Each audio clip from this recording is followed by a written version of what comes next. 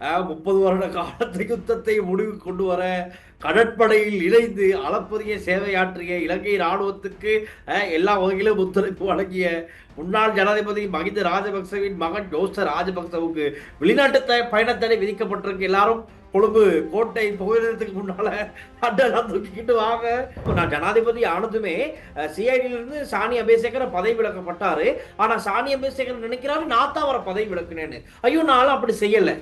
குழந்தை பிள்ளையா நீங்க எல்லாம் பாப்பா பாப்பா மெட்டைய போட்டு அந்த மெத்தையிலே படுக்க வச்சு அப்படி அழகா சர்வதேச போலீஸார் தூக்கிட்டு வந்து இங்க விட்டுருங்க. மிச்சத்தை இங்க போலீஸ் பார்த்துக்கும். அவ்வளவுதான்.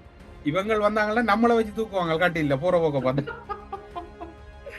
தங்கள் இயலாமையை மூடி மறைப்பதற்காக அரசாங்கம் அடக்குமுறையை கையாளுகிறது. பாத்தீங்களா, இந்த அரசாங்கம் அடக்குமுறையை கையாளுதான். இப்படி இவங்க செஞ்ச ஊழல் மோசடி கொலை கொள்ளைகள் எல்லாம் விசாரிக்க ஸ்டார்ட் பண்ணோம்னா அடக்குமுறை ஆறு செய்தார் அவங்க அப்படி செய்யல.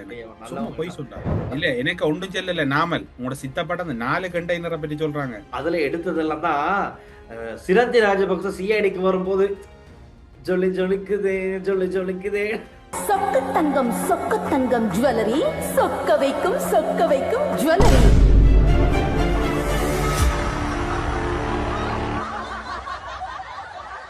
ஜெர்மனியிலே இசை நிகழ்ச்சி நடத்துவதற்காக ஜூன் 28 வந்து கொண்டிருக்கிறேன். ஸ்ரீ காளிமாதா ஜோதிடம் உலக புகழ்பெற்ற ஜோதிடர் பண்டித் மகாராஜா. காதல், கல்யாணம், உத்தியோகம், வியாபாரம், கல்வி, குழந்தை பாக்கியம் மற்றும் மந்திர சூனிய பிரச்சனைகளுக்கு நிரந்தர தீர்வு. வணக்கம். வணக்கம் வணக்கம் சார். என்ன கதை இங்க ஒரே ஒரு அரசியல் வந்து அப்படி பத்து எரியுது. அதிரடியா இருக்கு. ரணகளமா இருக்கு. எனக்கு பத்தி எரியறது பிரச்சனை இல்ல. இவங்கள பிள்ளையா திசை திருப்பிடுவாங்களோன்ற கவலை தானே. அது நடக்குதுதான். அது என்னைக்குதான் நடக்கல. இங்க எல்லாத்தையும் பிள்ளையா திசை திருப்புறதுக்கு தானே பாத்துக்கிட்டு இருக்காங்க.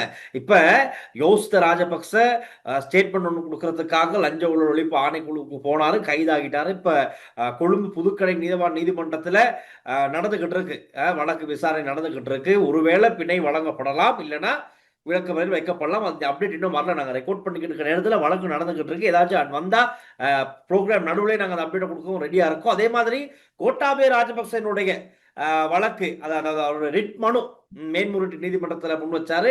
அது சம்பந்தமா மனுவை நாளைய தினம் விசாரிப்பதற்கு மேன்முறையீட்டு நீதிமன்றம் உத்தரவு பிறப்பிச்சிருக்கு. அதுவும் கொஞ்சத்துக்கு மொத்தம் அந்த அப்டேட் கிடைச்சு. அதனால கோட்டாபே ராஜபக்சவின் மனுவை நாளைய தினம் விசாரிப்பதற்கு மேன்முறையீட்டு நீதிமன்றம் உத்தரவு பிறப்பிச்சிருக்கு. ஸோ நாளைக்கு தான் இந்த வழக்குல முக்கியமான அப்டேட் கிடைக்கும்.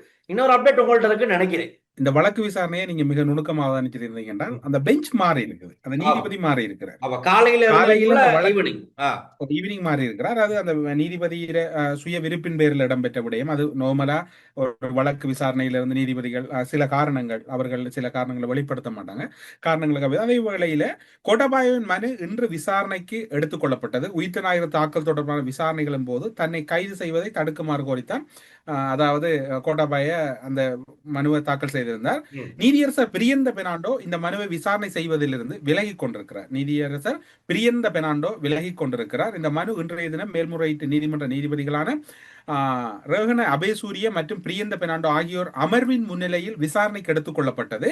இதன்போது மனு தொடர்பில் மேலதிக பரிசீலனைகளுக்காக வழக்கு ஒத்திவைக்கப்பட்டதாக தெரிவிக்கப்படுகிறது. இந்த நிலையில் நாளை மேன்முறையீட்டு நீதிமன்ற நீதிபதிகளான ரோஹன அபேசூரிய மற்றும் சரத் திசாநாயக் ஆகியோர் அடங்கிய நீதிபதிகள் அமர்வின் முன்னிலையிலான் இடம்பெற போது அதுல ஒருவர் மாறி இருக்கிறார். அதாவது பிரியந்த பெர்னாண்டோ வந்து அந்த விசாரணையிலிருந்து விலகிக் கொள்றதா அவர் அறிவித்திருக்கிறார். அதுக்கு என்ன காரணம் என்று அவர் அது நீதிமன்ற நியாயாதிக்கத்துக்கு உட்பட்டு தெரிவித்திருப்பார். நீதிபதி ஒருவர் விலகி இருக்கிறார், புதிய நீதிபதி ஒருவர் இதுல இணைச்சு கொள்ளப்பட்டிருக்கிறார். நாளைய தினம் இந்த விடயம் நீதிமன்றத்தில் எடுத்துக்கொள்ளப்பட இருக்குது. ஜனாதிபதி சட்டத்தரணி ஒருவர் தான் அதுக்கு ஆஜராயிருக்கிறார். ஆனால் அலி சப்ரி அவர்கள் இந்த விடயத்துல ஆஜராகல கோட்டாபாய ராஜபக்ச சார்பில். ஆனால் நீதிபதி விடயத்துல சட்டம் அதிபர் இன்றைக்கு ஒரு விடயத்தை சொல்லி இருக்கேன் என்று சொன்னால், இந்த விடயம் தொடர்பில் தங்களுக்கு காலமே வரைக்கும் எந்த ஒரு தகவலும் வழங்கப்படவில்லை.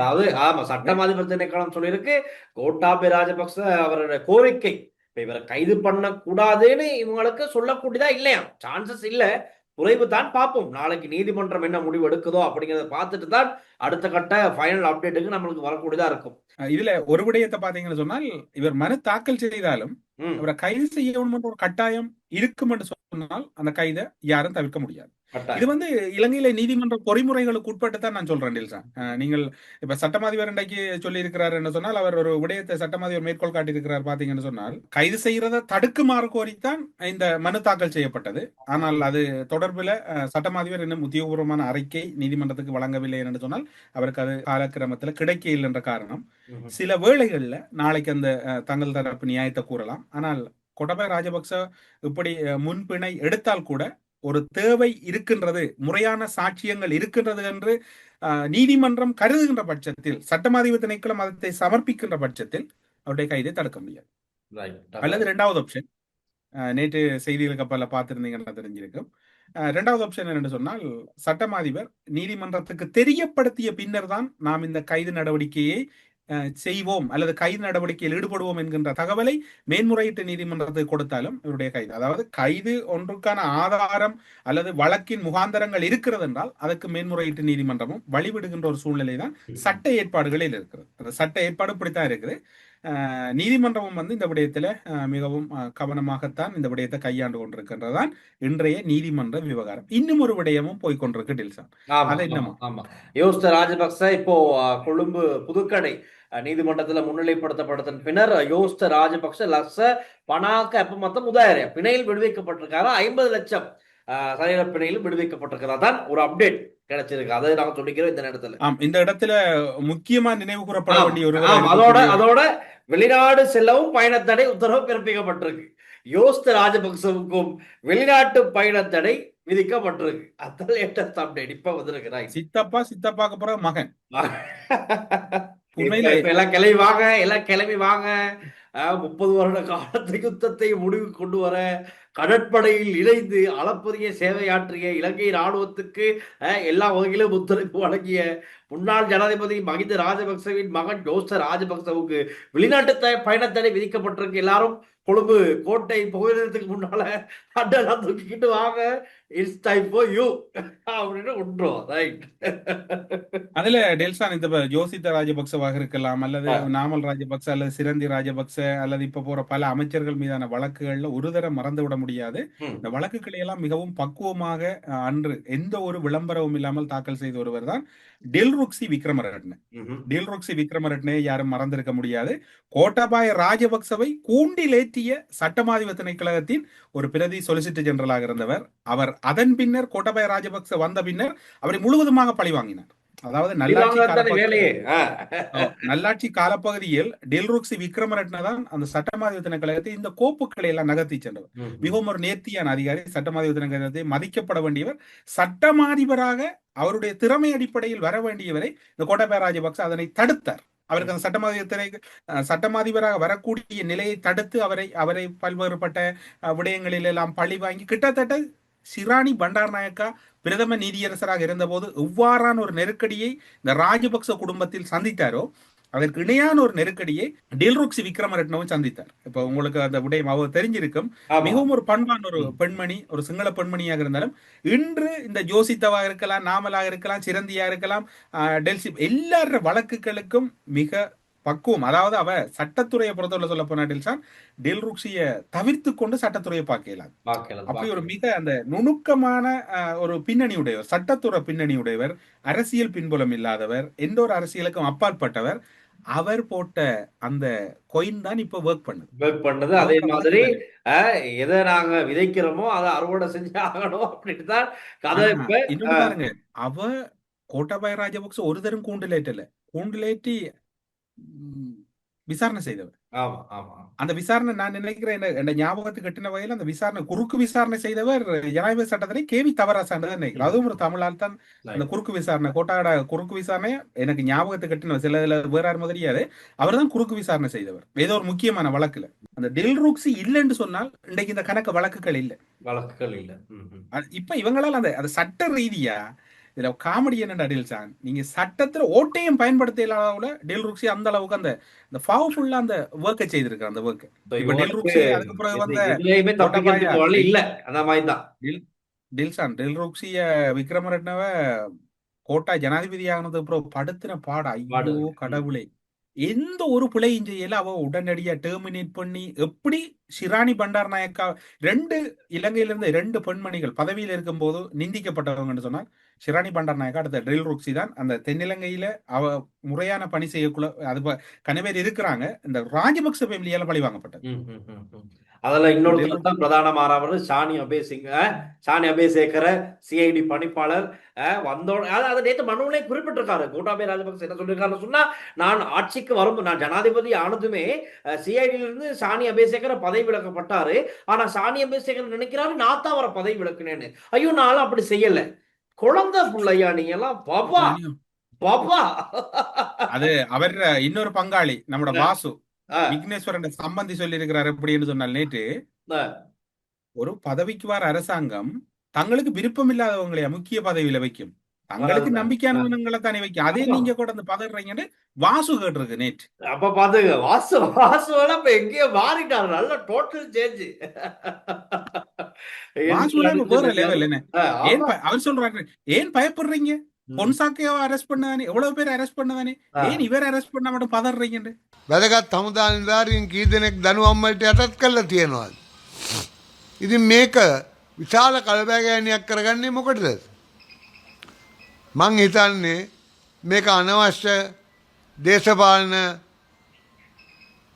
රූපයක්, දේශපාලන வர்ணයක්. அதே மாதிரி தானே இப்ப நாங்க அடுத்த விஷயத்துக்கு போகலாம். இப்ப கோட்டாபய அதே மாதிரி பெசில் ராஜபக்ச தான் சொல்லணும். இன்னைக்கு கொழும்பு கோட்டை நீதிமன்றம்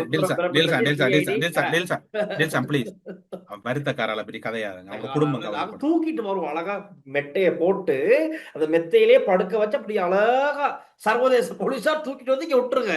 மிச்சத்தை இங்க போலீஸ் பாத்துக்கும். அவ்வளவுதான். இவங்க வந்தாங்கன்னா நம்மளை வச்சு தூக்குவாங்க கட்டில போற போக்க பார்த்து. இப்ப இன்னும் பதற்றம் இன்னும் அதிகரிக்கு நாளுக்கு நாள். இன்னைக்கு எல்லாம் பாருங்க 3-4 பிரேக்கிங் நியூஸ். அப்படியே அப்பா அடுத்தடுத்து ஒண்ணு முடிய ஒண்ணு அப்படித்தான் இருக்கு. இதுதான் தொடர போகுது. இனி எப்பயும் பரபரப்புக்கு பஞ்சம் இருக்காது. அதனால நாட்டு நடப்புக்கு வாங்க, பாருங்க, உங்க கருத்து தெரிவிங்க. ஏன்னா இன்னும் சுவாரஸ்யமா இருக்க போது இனி வரும் நாட்கள்.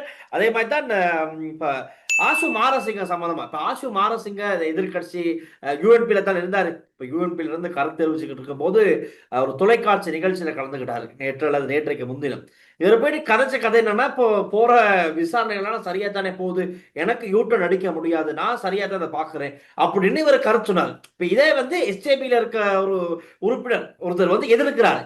எதிர்த்ததை வந்து இன்னைக்கு யூஎன்பியோட ஸ்டேட்மெண்ட் கொடுக்குறாங்க. என்னன்னா, ஆசு மாரசிங்க எங்கள் கட்சி உறுப்பினர் இல்லை, அவரின் கருத்துக்களை ஐக்கிய தேசிய கட்சியை பிரதிபலிக்காது, ஐக்கிய தேசிய கட்சி அறிக்கை வெளியிட்டு சொல்லியிருக்கு. அப்படின்னா அரசாங்கத்துக்கு சார்பா அவர் கழிச்சிட்டாராம். அதனால இவர் கட்சி உறுப்பே இல்லையா. அப்ப பாத்துங்க, அறிக்கை விட்டாங்க, யூஎன்பில இருந்து விட்டுருக்காங்க. பொதுவா ஒரு அறிக்கை சிரிக்கொத்த தொடங்கிட்டாங்க. அப்ப நாமல் ராஜபக்ச ஒரு கதை ஒண்ணு எனக்கு கிடைச்சிருக்கு. அவர் சொல்றாரு, தங்கள் இயலாமையை மூடி மறைப்பதற்காக அரசாங்கம் அடக்குமுறையை கையாளுகிறது. பாத்தீங்களா, இந்த அரசாங்கம் அடக்குமுறையை கையாளுதான். இப்படி இவங்க செஞ்ச ஊழல் மோசடி கொலை கொள்ளைகள் எல்லாம் விசாரிக்க ஸ்டார்ட் பண்ணோம்னா அடக்குமுறை ஆறு செய்த அவங்க அப்படி செய்யல. போய் சொல்றாங்க நல்லவங்க வல்லவங்க. அது சரி இல்ல, எனக்கு ஒன்றும் செல்லல. நாமல் உங்களோட சித்தப்பட்ட அந்த 4 கண்டெய்னரை பற்றி சொல்றாங்க. அதுல ஒரு கண்டெய்னரை எங்கட ஊர் எங்கட வடக்கு கிழக்கு தாங்க, ஒவ்வொரு மாவட்டத்துக்கும் அந்த மக்கள் ஆர்டர்ன்றதை கேட்டாவது கொடுத்துருங்க. அதுல எடுத்ததெல்லாம் தான் சிரந்தி ராஜபக்ச சிஐடிக்கு வரும்போது ஜொலிக்குதே அதுல கொஞ்சம் அல்லது சொல்றாங்க. நமக்கு தெரியாப்பா சொல்றாங்க. ரைட்டா, சொல்றதுதான் நாங்க சொல்றோம். அது சம்பந்தமா விசாரணைகள் நடக்குது. ரைட், இந்த தங்கம், இந்த கண்டெய்னர்ல இருந்த தங்கங்கள், மற்ற விஷயங்கள் சம்பந்தமா இதெல்லாம் எங்க போணுச்சு, யாருக்கிட்ட போணுச்சு, இது என்ன நடந்தது அப்படிங்கிறது விசாரணை நடக்குது. அடுத்தது சவேந்திர சில்வா கிட்டையும் ஒரு வாக்குமூலம் பெறுவதற்கு வாய்ப்பு இருப்பதா சொல்லப்படுது. அவரையும் விசாரணைக்கு உட்படுத்த போறதா இப்பவே கொந்தளிக்கிறாங்க. ராணுவ வீரர்கள் ரைட் கை வைக்கிறாங்க, டயஸ்போரா தேவைக்கு செய்யறாங்க அப்படின்னு கதை ஆரம்பிச்சிருச்சு. ஆனா விசாரணைகள் சரியா நடந்துக்கிட்டு போகும். யாரு என்ன வந்தாலும் நடக்கும். அதுல அடுத்த பிரச்சனை அஜித் பி பெரேரா. இப்ப யூஎன்பி நிலப்பாடு எனக்கு விளங்கல். அதாவது அண்டு இந்த ஈஸ்டர் தாக்குதல் நடக்கும்போது ஐக்கிய தேசிய கட்சியும் ஆட்சியில் இருந்தது, ம். ஸ்ரீலங்கா சுதந்திர கட்சி மைத்திரியும் ரணிலும் சேர்ந்து தான் ஆட்சியில் இருந்தது. இப்ப அஜித் பி பெரேரோட நிலைப்பாடு என்னன்னு சொன்னால், உயிர்த்தஞாயிறு குண்டு தாக்குதலுக்கு பின்னர் சகரானுக்கும் மேலாக இயங்கி ஒரு நிறுவனமயப்படுத்தப்பட்ட சூத்திரதாரி மற்றும் சதித்திட்ட குழு ஒன்று உள்ளதாக நாடாளுமன்ற உறுப்பினர் அஜித் பி பெரேரா தெரிவிக்கிறார். இது தனியார் தொலைக்காட்சி ஒரு வானொலியில அவர் இதை குறிப்பிடுறார். ம். அது குறிப்பிட்ட அவர் அசாத் மௌலானா வழங்கிய வாக்குமூலங்களை மட்டுமே அடிப்படையாக கொண்டு இந்த தாக்குதலுக்கு பகுப்பாய்வு செய்ய முற்பட்டால் உண்மையான நீதி கிடைக்காது. அதேபோல் நலிந்த ஜேதிசவிடம் இருந்து முறையான வாக்குமூலங்கள் பதிவு செய்யப்பட்டிருந்தால் ம். இந்த சதித்திட்டத்தின் பல உண்மைகள் மறைக்கப்பட்டிருக்க மாட்டாது, வெளிவந்திருக்கும். சாரா ஜஸ்மின் இலங்கைக்கு ஒப்படைக்குமாறு இந்த அரசாங்கம் இந்தியாவிடம் இதுவரை கோரிக்கை விடுக்காதது ஏன் என கேள்வி எழுப்பியுடன், ஆ. தற்காலிக அரசியல் மகிழ்ச்சியாகவோ அல்லது தேர்தல் லாபங்களை அடைவதற்காகவோ நாங்கள் விசாரணைகளை நடத்துகிறோம் என்று கூறி அந்த முறையில் சட்டவிரோதமாக கூடாது. அது செய்தால் இறுதியில் உண்மையான குற்றவாளிகள் அதற்கு பொறுப்பு கூற வேண்டிய முக்கிய புள்ளிகளும் சட்டத்தின் பிடியிலிருந்து தப்பித்து விடுவார்கள். பாதுகாப்பு பிரதியமைச்சர் தொடர்ந்து நீடிக்கும் வரை இந்த விசாரணைகள் நியாயமான முறையில் நடக்காது என்று கத்தோலிக்க திருச்சபை ஆரம்பத்திலே கூறியிருந்தது. இப்போது நமக்கு விசாரணை அதிகாரி ஷானி பற்றியும் தெரியும், ரவி பற்றியும் தெரியும், அதனால் சுரேஷாலை பற்றி நன்றாகவே தெரியும். ம். முன்னாள் குற்றத்தடுப்பு புலனாய்வு பிரிவின் பணிப்பாளர் ஷானி அபேசேகர தற்போதைய அரசியல் நிலைப்பாடு குறித்து பேசியதை மறக்க முடியாது. அவர் அந்த தேர்தல் காலங்களை சொல்றார். ஷானி அபேசேகர ஓய்வு பெற்ற பிறகு ஒரு அரசியல் கட்சியின் முழு நேர உறுப்பினராக தீவிர பிரசாரங்களில் ஈடுபட்டார். அவ்வாறு அரசியல் பிரசாரங்களில் ஈடுபட்ட ஒருவருக்கு அவரது சுயாதீனத்தை கேள்விக்காக மாற்றிய பின்னர் மீண்டும் ஒரு குற்றத்தடுப்பு புலனாய்வு பிரிவின் பணிப்பாளர் போன்ற பதவி அஜித் பி பெரேரா. ம். அஜித் பி இதுல கதை பெரேரா. எப்படி இருக்குண்டா? ஏன்பா அஜித் பி பெரேரா அவரை பத்தி சொல்லி ஆகணும்.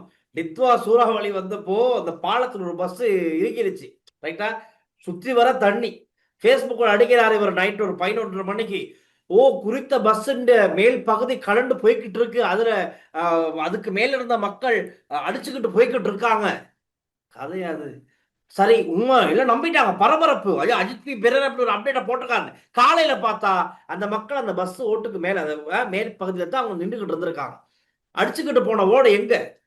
அஜித் பி பெரேரா பொய் சொல்லியிருக்காரு. அப்படி ஒரு ஸ்டேட்மெண்ட்டை போட்டு நாட்டு மக்களை குழப்புற ஒரு நபர் தான் இவர். அந்த மாதிரி ஆட்கள் தான் இவங்க அதோட இன்னொரு சொன்னாரு, அசாத் மௌலானுடைய வாக்குமூலத்தை மட்டும் வச்சு விசாரணை நடத்துறான்னு.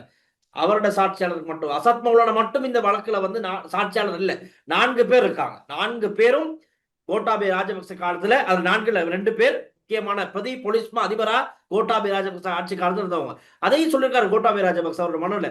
இதுல அசாத் மௌலானா மட்டும் தான் எனக்கு தெரியும், மத்தவங்கள யாரும் எனக்கு தெரியாது. ஏன்டா ஆட்சி காலத்துல இருந்த பிரதி போலீஸ் தெரியுமா? சந்திக்கலையா? அசாத் மௌலானாவை தெரியும், யாருன்னு தெரியும், ஆனா எந்த தருணம் சந்திக்கலையா? பாத்துங்க. இப்ப அசாத் மௌலானா சொன்னாதான் சரி. அசாத் மௌலானா டைம் இப்ப நாட்டுக்கு பயப்படாம என்னென்ன கையில ரகசியங்கள் இருக்கோ, என்னென்ன சாட்சிகள் இருக்கோ, எல்லாத்தையும் கொட்டி போட வேண்டிய டைம். சரி, எனக்கு இதுல 2 கேள்வி இருக்கு டெல்சான். என்றால் ஐக்கிய தேசிய கட்சியின் நிலைப்பாடு என்ன? உயிர்த்த ஞாயிறு தாக்குதலுக்கு ஆதரவா எதிரா? நிலைப்பாடே இல்லாம போய்கிட்டு இருக்கு. ஏன்னா தலைவருக்கு நோய் நொடி மூஞ்ச மறைச்சுக்கிட்டு தான் வாராரு. இப்ப இன்னும் நிலைப்பாடு இதுல இப்ப ஜிஎல் பீரிஸ் தலைமையிலே ஒரு கூட்டம் நடந்து கொண்டிருக்கு, பாத்துருப்பீங்க. ஆமா, அவர் வீட்டுல அடிக்கடி ரகசிய சந்திப்பு நடக்குது இப்ப எல்லாரும் சேர்ந்து. அப்ப தமிழரசு கட்சி என்ன முடிவெடுக்க போகுது? இப்ப எங்கட சட்டத்தரணி சுமந்திரன் என்ன முடிவெடுக்க போறாரு? ஏன்னா ஜிஎல் பீரிஸை கூட்டிக் கொண்டு போய் தான் இவர் தந்தை செல்வாட நிகழ்வுக்கு பேச விட்டவர். அவர் சும்மாவே ரணிலுடைய நண்பர் தானே சொல்லப்படுது. ரணிலுடைய நண்பர். ரணில் நண்பரா இருந்து பிறகு ஜனாதிபதியாகினுடனே குழம்பினவர். சரி, குழம்பி அவர் நினைக்கிறேன் பொது எதிர்கட்சியா இருந்தா அவங்களுடைய அரசியலை செய்வாங்கன்னு நினைக்கிறேன். இப்ப இதுல 2 நிலப்பாடு என்றால் ரவுஃபைக்கும் தெளிவா கன்னடத்துல சொல்லிட்டார், உயிர்த்த ஞாயிறு தாக்குதல் விசாரணை. தமிழரசு கட்சி மட்டும் குறிப்பா அது தான் கட்சி என்று சொல்லி கொண்டிருக்க சுமந்திரன் ஏன் இதுல மௌனம் காக்குறேன்? உயிர்த்த ஞாயிறு தாக்குதல் தொடர்பு ஜிஎல் பீரிஸை விட்டு இவர் அங்கே இருக்கிறாரு, வெளியில வராம உள்ளுக்குள்ள. ஆனா தமிழ் மக்களோட பிரச்சனைக்கே உங்களுக்கு தீர்வை பெற்றுக் கொடுக்க முடியல. இதுல இந்த எதிர்கட்சி இருக்கவங்களோட இணைஞ்சு ஈஸ்டர் அட்டாக்கு தீர்வு வாங்கி கொடுக்க போறாங்களா? என்னன்னா நீங்க அதை விட்டுட்டு வேற ஏதாச்சும் கதை. உண்மையில அதை விட பரிதாபம் அவருக்கே தீர்வு பெற்று கொடுக்கலன்னு அவர் என்ன சொல்ற, இப்ப கட்சி இப்ப அதுக்குள்ள இன்னொரு ரேஸ் ஒன்று ஓடுதான். அதையும் எல்லா ப்ரோக்ராம் செய்யறாரு, அதை பற்றி கதைக்கலன்னு கண்டிப்பா தொலைபேசியில கொடுக்குறீங்க. இப்ப தமிழரசு கட்சிக்குள்ள செட்டில்மெண்ட் ஒன்று வருதான். வடக்குல செயலாளர், கிழக்குல தலைவர். கிழக்குல தலைவர் யாருன்னு பார்த்தா செயலாளரா இருந்து திராட்டுப்பட்டவர். கிழக்குல இப்ப தலைவர் அவங்க தெரிவு செய்ய போறவர் செயலாளரா இருந்து திரட்டப்பட்டவர். சரி அப்ப சரி. அவர் வந்து கிட்டத்தட்ட சொல்ல போனால் என்ன சொல்றோம், ஒரு பிரயோசனமற்றவர் கிழக்கு மாகாணத்துல. அவரை நீங்கள் காலையில 7-8 மணி இருந்து ஒரு 9 மணி வரையும் சந்திக்கலாம். மாலையில சந்திக்கலாம். அவரை வீட்டை போய் யாரும் சந்திக்கல, ஒரு அவசரத்துக்கும் போயிடாது. அப்படி ஒரு ஆளை தான் இப்ப தலைவரை கொண்டு போறாங்க. ஏன்னா வடக்கும் கிழக்கு சமநின்று காட்டுறதுக்கு அப்படியான ஒரு சூழ்நிலையை நோக்கி தான் நகர்ந்து கொண்டிருக்கான். அப்ப அதுக்கிடையில நான் நினைக்கிறேன் டெல்சான், கெதியா இந்த கட்சிக்கு அவங்களே அவங்களோட கையால பால் ஊத்திடுவேன். சேவியர் குலநாயம்பில இருக்கிறார், இளைஞரணி பொறுப்பாளர் ஒரு ஆள் கடிதம் எழுதி இருக்கிறார். கிட்டத்தட்ட அந்த கட்சி வந்து கிட்டத்தட்ட இன்றைக்கு வந்து அதாவது என்ன சொல்ல மறைந்து கொண்டிருக்கு. இப்ப வீட்டுக்கு மேல இருந்த கூரையெல்லாம் போயிட்டுது. டிட்பா புயல்ல பாதிக்கப்பட்டு வீடு நிக்குது. எப்ப கீழே விழுமென்னு தெரியாது. தெரியாது. அதுதான் பாத்துக்கிறதுக்காக என்ன நடக்குது. இது தமிழரசு கட்சியில நிலைமை. அங்கால இந்த நிலைமை மட்டக்களப்பிலையும் கன இடங்கள்ல பல தேடுதல்கள் எல்லாம் நடந்து கொண்டிருக்கு. நடந்து கொண்டிருக்கு. இதையும் இதுல சொல்லிடுவேன். என்னடா கணக்கு அடுத்தடுத்த program நிகழ்ச்சிகளுக்கு நான் நிறைய அப்டேட்ஸ் இருக்கனால நாங்க இதுலயே சொல்லிடுவோம். என்னடா ப்ரோக்ராமுக்கு சொல்லி இல்லாம இருக்கு. இப்ப மற்றது என்னடா, இப்ப 3 புலனாய்வு அணிகள் மட்டக்களப்பு மாவட்டத்துல முகாமிட்டு இருக்கிறாங்க கடந்த 2 வாரங்களாக. தேசிய புலனாய்வு பிரிவு, மத்திய புலனாய்வு பிரிவினுடைய 2 அணிகள், தேசிய புலனாய்வு பிரிவு ஒரு அணி என்று 3 அணிகள் மட்டக்களப்புல தொடர்ச்சியா முகாமிட்டு இருக்கிறாங்க. பல ஆதாரங்கள், தகவல்கள், பல கிடங்குகள். ஒரு பகுதி வந்து நேற்று இரவு வேளையில தீவுச்சேன பகுதிக்கும் போய் திரும்பி இருக்கிறாங்க. கணிசமான பொதுமக்கள் ஒத்துழைப்பு இருக்குது. இதுல என்ன பரிதாபம் என்று சொன்னால், டிஎம்இபி கட்சியில் இருக்கக்கூடிய முக்கிய பொறுப்பில் இருக்கக்கூடியவர்கள் எல்லாம் கை வைத்துட்டாங்க. அவர்கள் எல்லாரோடையும் தனித்தனிய கலந்துரையாடல் இடம்பெற்றிருக்குது. கனபேர் இனி வாழ வேணும் என்ற ஆசையில பல விடயங்களை சொல்லிக் கொண்டிருக்கிறாங்க. அப்ப மட்டக்களப்பு கிட்டத்தட்ட ஒரு பல செய்திகள் கன்ஃபார்மாக போகுது. அப்ப கனபேர் வாழ்க்கை சிறையை நோக்கி நகர்ந்து கொண்டிருக்கு. அதான் சொல்லக்கூடிய இன்னும் பரபரப்பாக போகுது. கிழக்கு பக்கம் இருந்து எங்களுக்கு கிடைக்க போற செய்திகள் எல்லாமே. வருகின்ற வெள்ளிக்கிழமை ஒரு நல்ல நாளா அமையணும் என்று பிரார்த்திக்கிறோம். டெல்சான் என்னென்னு சொன்னால், வர்ற வெள்ளிக்கிழமை அமெரிக்காவுக்கும் ஈரானுக்கு இடையிலான ஒரு வரலாற்று முக்கியத்துவம் வாய்ந்த ஒப்பந்தம் சுவிட்சர்லாந்துல கைச்சாத்தாகுது. அதுல வெளிவார அமைச்சர் அராக்சி அப்பாசி அதுல கலந்து கொள்கிறார். அராக்சி அதே போன்று பலரும் கலந்து கொள்ளலாம் என்று எதிர்பார்க்கப்படுகிறது. அமெரிக்க தரப்புல எதிர்பார்க்கப்படுது. ஒரு ஆக்கப்பூர்வமான ஒப்பந்தமா இருக்கும். பொருளாதார தடையெல்லாம் அந்த ஈரான் அமெரிக்காட பிரச்சனை ஏன் முக்கியம்டா, எங்களுக்கும் அதெல்லாம் வாழ்க்கை இருக்குது, அதெல்லாம் எங்கட எதிர்காலம் இருக்குது. எனவே அதுக்கு நல்லபடியா நடக்கும் என்று எதிர்பார்க்கப்படுது. ஓகே டெல்சன், அப்ப சந்திப்பேன். நாளைக்கு இன்னும் பரபரப்பா இருக்கும் இந்த கோட்டாபய ராஜபக்சோட வழக்கு என்ன நடக்க போகுது அப்படிங்கிறத தெரிஞ்சுக்க லாங்காஸ்டியோடு இணைஞ்சிருங்க. நாளைக்கு சந்திப்போம். ஓகேடா, பாய்.